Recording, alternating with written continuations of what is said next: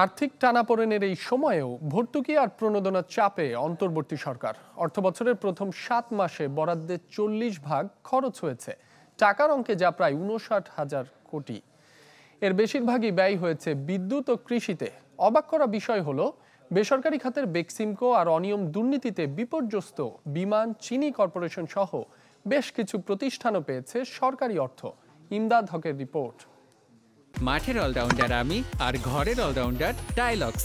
টাইলক্স toilet cleaner, clean মানেই Tylox. গেল ১.৫ দশকে বিদ্যুৎ খাতকে সাফল্যের বড় উদাহরণ হিসেবে দেখানো হলেও তার আড়ালে ছিল আর্থিক অব্যবস্থাপনা, অনিয়ম আর লুটপাটের মহোৎসব। পিডিবির হিসাবে সবশেষ অর্থবছরে প্রতি ইউনিটের উৎপাদন ব্যয় ছিল প্রায় 11.৫ টাকা। অথচ গ্রাহকের কাছে কম দামে বিক্রি করায় ইউনিট প্রতি ভর্তুকি দিতে হয়েছে ৪ টাকার মতো। ফলে সরকারকে কেবল এই খাতেই ওই সময়ে ব্যয় করতে হয় ৩৩,০০০ কোটি টাকা। উৎপাদন ব্যয় ও অদক্ষতার খেসারত আরও বেশি গুনতে হচ্ছে চলতি অর্থ বছরেও, যে জন্য ভর্তুকি বাড়িয়ে করা হয় ৪০,০০০ কোটি। আর্থিক টানাপোড়েনের এই সময়ে গেল ৩ ফেব্রুয়ারি পর্যন্ত সেই ভর্তুকির ২৩,৫০০ কোটির ওপরে ছাড় করেছে অর্থ মন্ত্রণালয়। শুধু বিদ্যুৎ নয়, সুনির্দিষ্টভাবে বরাদ্দ না থাকলেও এই সময় এলএনজি আমদানির জন্য ভর্তুকি বাবদ খরচ করা হয়েছে আরও ৩৫,০০০ কোটি টাকা।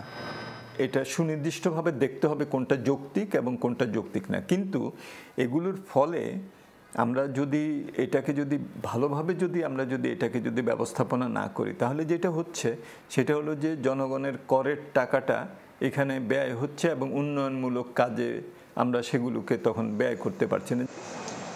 অর্থ মন্ত্রণালয়ের তথ্য বলছে, চলতি অর্থ বছরের জন্য মোট ভর্তুকি রাখা হয়েছে প্রায় ১.৫ লাখ কোটি টাকা, যার বিপরীতে ফেব্রুয়ারি পর্যন্ত ছাড় হয়েছে প্রায় ৫৯,০০০ কোটি। আগের অর্থ বছরের চেয়ে কৃষি ভর্তুকি বেশ খানিকটা কমিয়ে ১৭,০০০ কোটি ধরা হলেও প্রায় ১৫,০০০ কোটি টাকা ছাড় হয়েছে ৭ মাসে। ফলে বছর শেষে তা বাড়তে পারে আরও খানিকটা।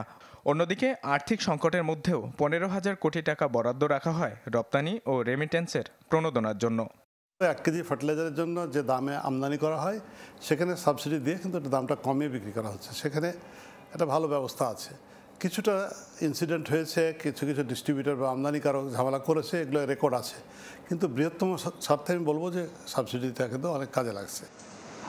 তথ্য বলছে, পরিচালন ঋণ বাবদ বরাদ্দ ১২,০০০ কোটি টাকা।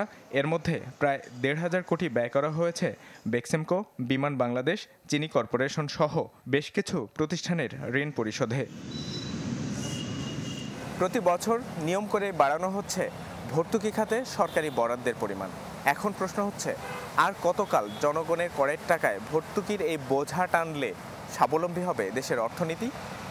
ইমদাদ হক, চ্যানেল 24, ঢাকা।